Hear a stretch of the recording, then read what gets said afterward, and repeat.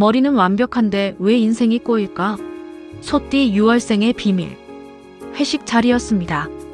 분위기가 한창 무르익고 다들 왁자지껄 웃고 있었죠.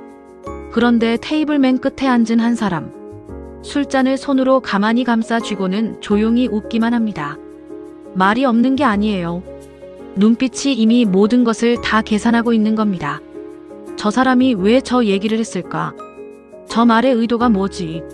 나는 어떻게 대응해야 할까? 그러다 기회가 왔습니다.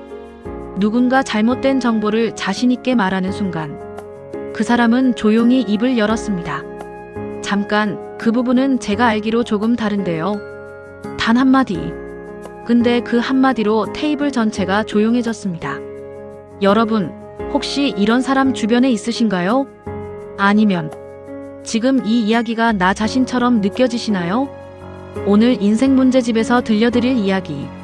소띠, 음력 6월생. 머리는 이미 완벽한데 왜 인생이 자꾸 꼬이는 걸까요? 지금 바로 시작합니다. 안녕하세요. 인생문제집입니다. 저희 채널을 오래 보셨던 분들은 아시겠지만 저희는 사주나 운세를 점치는 채널이 아닙니다.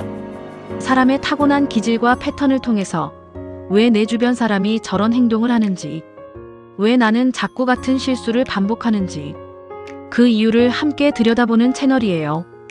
오늘은 특별히 소띠 음력 6월생, 사주 용어로는 축년 미월생에 대한 이야기를 준비했습니다. 이분들 참 독특해요. 머리는 대학 교수처럼 돌아가는데 행동은 황소처럼 한 방향으로만 밀어붙입니다. 논리적이고 차분한 것 같은데 한번 꽂히면 아무도 못 말려요. 근데 그게 이분들의 강점이기도 하고 가장 큰 함정이기도 합니다. 50대, 60대를 살아오신 분들이라면 이런 사람 꼭 한 명쯤은 아실 거예요. 남편일 수도 있고 자식일 수도 있고 오랜 친구일 수도 있어요. 혹은 지금 이 영상을 보고 계신 본인일 수도 있습니다. 자, 오늘 이야기 속으로 들어가 보겠습니다. 토요일 오전 전통시장. 어머니 두 분이 나란히 장을 보고 있습니다. 한 분이 갑자기 멈춰 서셨어요. 입구 쪽 좌판에 제철 나물이 수북이 쌓여 있었거든요. 어머, 이거 오늘 들어온 거예요? 상인이 씩 웃으면서 말합니다. 아이고, 아침에 막 들어온 거예요. 싱싱하죠? 그 말이 채 끝나기도 전에 옆에 있던 친구분이 슬쩍 나물을 집어들고 냄새를 맡으시더니 조용하고 단호하게 한마디 하십니다. 이거 오늘 나물 아니에요. 줄기 끝이 이미 갈색이 됐는데. 상인이 당황합니다. 아, 그게 다른 데서도 봤는데 가격도 비슷하고요. 생각해 볼게요. 그리고 돌아서십니다. 옆에 있던 친구분은 눈이 동그래졌습니다. 아니, 어떻게 그걸 한눈에 알아봤어? 그분이 조용히 웃으며 대답하셨어요. 내가 수십 년 시장 다녔는데 눈이 먼저 배워. 바로 이겁니다. 소띠 음력 6월생. 이분들의 눈은 카메라예요.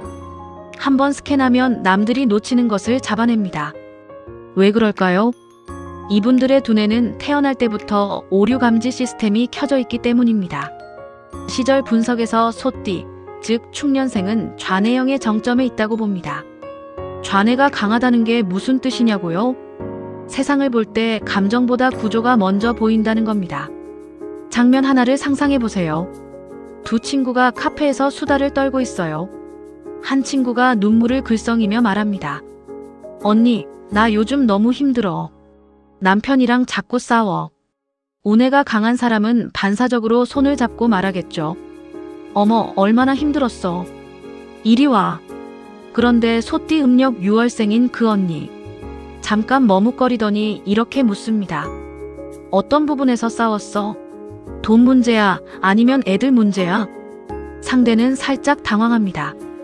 공감을 원했는데 원인 분석이 들어온 거예요. 근데 여러분, 이게 나쁜 마음에서 나온 게 아닙니다. 이분들 입장에서는 문제를 해결해주고 싶은 거예요. 눈물을 닦아주는 것보다 왜 그 눈물이 났는지를 파악해서 다시는 그런 일이 없게 해주고 싶은 거거든요.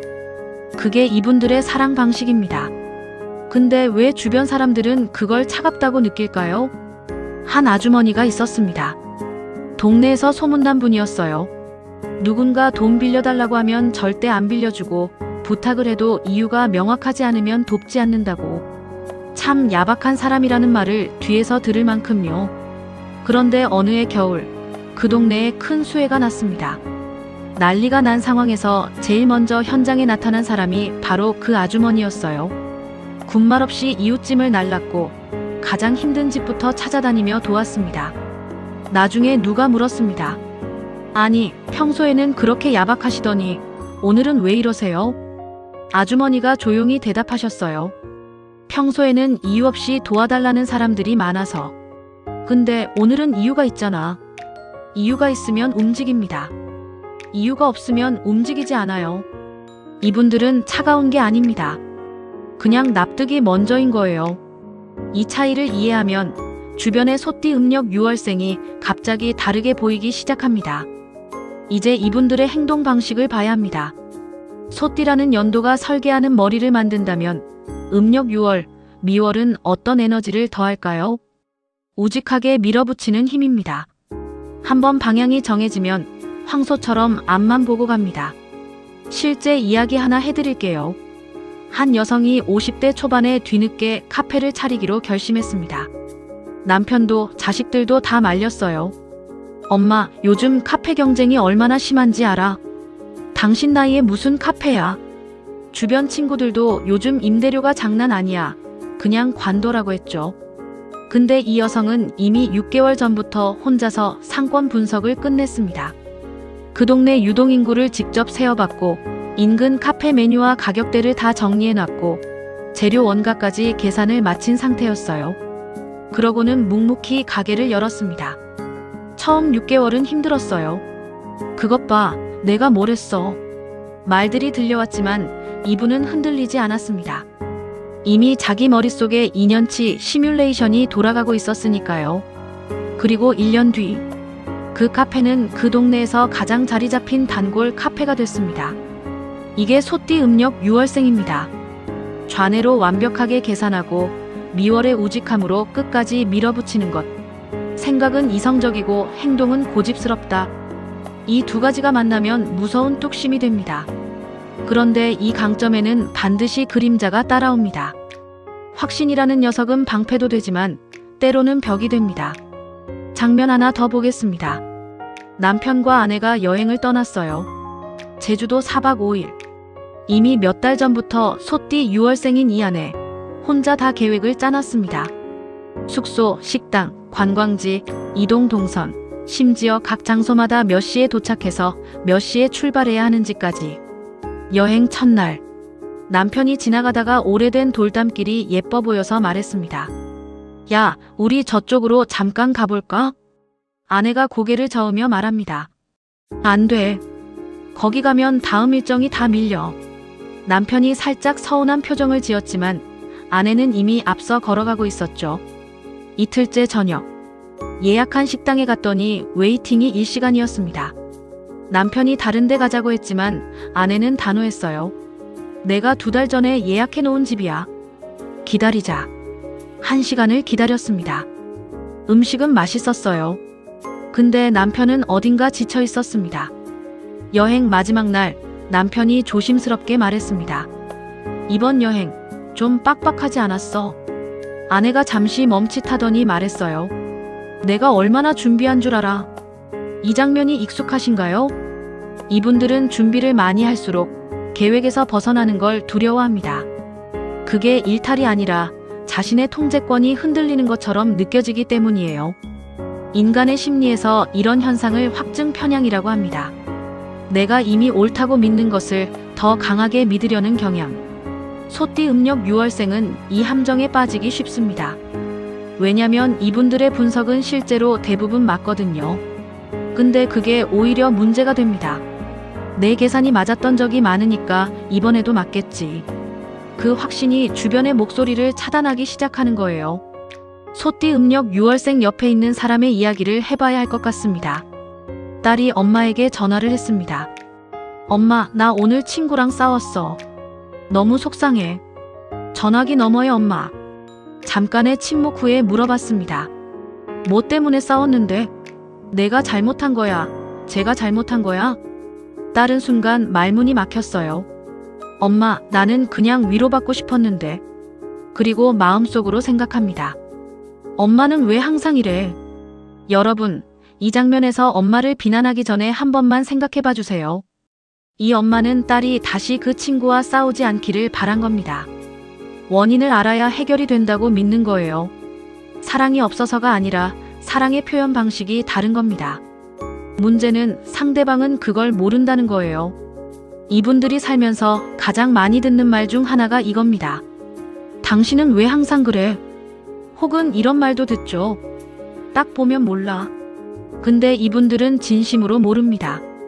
딱 보면 안다는 감각이 발달한 분들이 아니에요. 보이는 것을 분석하는 능력이 발달한 분들이거든요. 그 차이가 평생 오해를 만들어냅니다. 이분들의 특징이 가장 선명하게 드러나는 곳이 하나 있습니다. 바로 돈입니다. 지인 중 한 분 이야기입니다. 몇 년 전 주변에서 주식이 한창 오른다는 소문이 돌았어요. 친구들이 다들 나 이번에 짭짤하게 벌었어.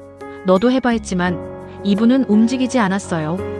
직접 공부를 시작했거든요. 책을 사다 읽고 유튜브 강의를 몇백 개씩 보고 기업 분석을 시작했습니다. 6개월이 지났어요.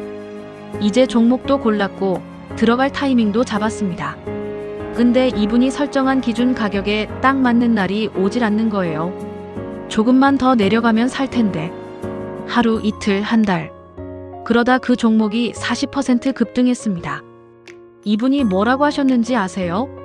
그래도 내 판단은 맞았어. 종목 선택은 잘한 거야. 그 말이 맞기는 맞아요. 근데 계좌에는 아무것도 없습니다. 이게 소띠 음력 6월생의 가장 뼈아픈 패턴입니다. 완벽한 준비를 하다가 타이밍을 놓치는 것. 인생에서 이런 경험 한 번쯤 있으신 분들 손 들어보세요. 그때 그냥 시작했더라면. 그 아쉬움이 이분들 마음속 어딘가에 항상 살고 있습니다. 자, 그러면 소띠 음력 6월생 곁에 있는 분들을 위한 이야기를 드릴게요. 이분들을 설득하려 들면 안 됩니다. 제가 왜 이렇게 단호하게 말하냐면 이분들에게 있어 설득당한다는 건 지는 것처럼 느껴지기 때문이에요. 통제권을 빼앗기는 느낌. 그게 이분들에게 본능적인 저항감을 만들어냅니다. 그러면 어떻게 해야 할까요? 시어머니와 며느리가 있었습니다. 소띠 음력 6월생 시어머니는 며느리가 다니는 회사가 마음에 걸렸어요. 거기는 미래가 없어 보이던데. 며느리가 이렇게 말했으면 어떻게 됐을까요? 어머니, 저는 거기가 좋아요. 믿어주세요. 시어머니 마음속 근거가 없잖아. 분위기가 싸해졌겠죠. 근데 며느리가 이렇게 말했습니다. 어머니, 제가 지난 3년 이직률 비교해봤는데 저희 회사가 동종업계에서 가장 낮더라고요. 복지도 상위 10% 안에 들고요. 혹시 다른 부분이 걱정되셨어요? 시어머니가 잠깐 생각하더니 말했어요. 아, 그래. 그럼 나쁘진 않겠네. 이겁니다. 데이터를 존중하고 선택권을 이분들에게 넘겨주는 것. 내가 정보를 드릴게요. 결정은 어머니가 하세요. 이 한마디면 이분들의 마음이 열립니다. 이분들은 설득당하는 게 아니라 납득을 해야 움직이거든요. 그 차이를 기억하세요. 이분들의 사랑 이야기 안 할 수가 없죠. 젊은 시절로 돌아가 봅니다. 누군가를 좋아하게 됐습니다. 가슴이 두근거렸어요. 근데 이분들이 하는 행동이 참 재밌습니다. 바로 고백하지 않아요. 일단 관찰합니다. 저 사람은 약속을 잘 지키나? 주변 사람들한테 어떻게 대하지? 나한테 일관성이 있나? 몇 달을 지켜보다가 나름의 결론이 나오면 그때야 비로소 마음이 움직입니다. 그래서 이분들 첫눈에 반하는 일이 잘 없어요. 대신 한번 마음을 열면 절대 흔들리지 않습니다. 바위 같은 사람이에요. 결혼하고 나서도 마찬가지입니다. 배우자가 어려운 상황에 처하면 이분들은 돈을 빌려서라도 옆에 있습니다. 말로 위로하는 건 서툴러도 행동으로 증명하거든요. 근데 배우자 입장에서는 가끔 이런 생각이 들겠죠. 말로 한 번만 해줘도 되는데. 사랑해. 이 한마디가 왜 그렇게 어렵지? 이분들도 알아요. 말로 하는 게 중요하다는 걸. 근데 말이라는 게 이분들한테는 굉장히 무거운 도구입니다. 뭔가를 말한다는 건 책임을 진다는 것과 같거든요. 그래서 한 번 한 말은 끝까지 지킵니다. 하지만 가볍게 내뱉지를 못해요. 이 특성을 이해하면 이분들의 침묵이 달리 보입니다. 무관심이 아니라 책임감의 다른 표현이에요. 소띠 음력 6월생에 대한 불만 중 가장 많은 게 뭔지 아세요? 가까울수록 더 힘들어. 딸이 엄마한테 그림을 그려왔습니다. 열심히 그렸는데 어떤 반응이 돌아왔을까요? 색깔 선택이 좀 아쉽다. 여기 선이 삐뚤어졌어.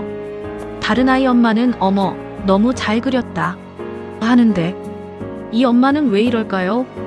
이분들의 마음속 논리는 이렇습니다. 칭찬만 하면 발전이 없어. 더 잘할 수 있는데 그냥 두면 안 되지. 신뢰하는 사람일수록 더 높은 가능성을 봅니다. 그리고 그 가능성을 끌어올려주고 싶어요. 근데 받는 입장에서는요. 그냥 한 번만 잘했다 들어보고 싶습니다. 이게 이분들이 평생 풀어야 할 숙제입니다. 잘 됐으면 하는 마음과 그 마음을 전달하는 방식은 다를 수 있다. 이분들이 이걸 조금만 더 일찍 알았더라면 많은 관계들이 달라졌을 거예요. 여기까지 듣다 보면 이런 생각이 드실 수도 있어요. 아, 이 사람들 힘들겠다. 근데 잠깐요. 이분들이 진짜 빛나는 순간이 있습니다. 위기의 순간. 모두가 당황하고 갈팡질팡할 때 이분들은 오히려 차분해집니다. 머릿속에서 빠르게 상황을 정리하고 뭘 먼저 해야 하는지 계산이 돌아가기 시작해요. 갑자기 가족 중 누가 아팠을 때, 집에 큰일이 생겼을 때, 사업이 어려워졌을 때 이분들은 흔들리지 않습니다. 일단 지금 할 수 있는 것부터 하자. 그 한마디가 주변을 안정시킵니다. 50대, 60대가 되면 이 특성이 더욱 빛을 발해요. 인생의 굴곡을 수십 년 겪어오면서 이분들만의 데이터베이스가 쌓였거든요. 그 경험과 분석력이 만나면 어떤 상황에서도 흔들리지 않는 인생의 닭 같은 존재가 됩니다. 주변에 이런 분이 계신다면 아직 그 진가를 못 알아봤을 수도 있어요. 소띠 음력 6월생이신 분들, 지금 이 이야기가 어느 정도 맞다고 느끼신다면 이 말을 꼭 기억해 주셨으면 해요. 여러분의 머릿속 설계도는 이미 완벽합니다. 문제는 설계도가 아니에요. 시작하는 타이밍입니다. 100점짜리 계획을 세우는 동안 70점짜리 계획을 들고 먼저 시작한 사람이 이미 30점의 경험을 쌓고 있어요. 여러분이 시장을 분석하는 동안 누군가는 이미 첫 손님을 맞이하고 있어요. 여러분이 고백을 결심하는 동안 누군가는 이미 그 사람 옆에 앉아 있어요. 인생에서 완벽한 타이밍이란 없습니다. 있다면 지금 이 순간뿐이에요. 한 가지만 실천해 보세요. 내일 내가 너무 오래 미뤄온 것 한 가지를 완벽하지 않아도 됩니다. 그냥 시작해 보세요. 여러분의 우직한 발걸음은 이미 누구보다 강합니다. 방향만 잡으면 그 누구도 여러분을 막을 수 없어요. 마지막으로 이분들 옆에 있으면 좋은 사람, 조심해야 할 사람 이야기를 드릴게요. 이분들과 잘 맞는 사람은 누구일까요? 첫 번째는 공감 능력이 뛰어난 분입니다. 소띠 음력 6월생이 분석하고 결론 내릴 때 그 감정을 읽어주는 사람. 당신이 왜 그런 결정을 했는지 이해해. 힘들었겠다. 이 한마디가 이분들을 녹입니다. 두 번째는 행동이 빠른 분입니다. 이분들은 생각이 느린 게 아니에요. 생각은 이미 끝났는데 몸이 안 움직이는 거예요. 옆에서 가볍게 그냥 해봐. 어떻게든 되겠지. 하고 먼저 발을 떼주는 사람이 있으면 이분들의 엄청난 추진력이 폭발합니다. 조심해야 할 관계는요. 똑같이 좌뇌가 강하고 자기 고집도 센 사람입니다. 두 분이 만나면 어떻게 될까요? 서로 다른 논리로 끝없이 맞붙습니다. 내 데이터가 맞아. 아니, 내 분석이 맞아. 둘 다 틀리지 않았는데 둘 다 양보를 못하는 거예요. 이런 관계는 서로를 소진시킵니다. 오늘 소띠 음력 6월생 이야기 어떠셨나요? 주변에 이런 분이 계신가요? 아니면 지금 이 영상이 마치 내 이야기처럼 느껴지셨나요? 이분들이 살아온 시간을 생각해 보세요. 완벽하게 준비해야 한다는 강박, 납득이 되어야만 움직이는 신중함, 한번 마음을 열면 절대 배신하지 않는 묵직함. 이 모든 것들이 50년, 60년의 세월 동안 이분들을 여기까지 데려온 힘이에요. 그 힘은 절대 사라지지 않습니다. 다만 한 가지. 이제는 조금 더 가볍게 시작해도 괜찮습니다. 완벽한 설계도보다 첫 발걸음이 먼저입니다. 인생의 두 번째 챕터는 용기 있는 시작에서 열립니다. 오늘 영상이 마음에 드셨다면 좋아요와 구독 부탁드립니다. 댓글에 이렇게 적어주세요. 주변에 이런 분 있어요. 또는 이게 저예요. 여러분의 이야기를 기다리고 있겠습니다. 다음 영상에서 또 뵙겠습니다. 인생문제집이었습니다. 감사합니다.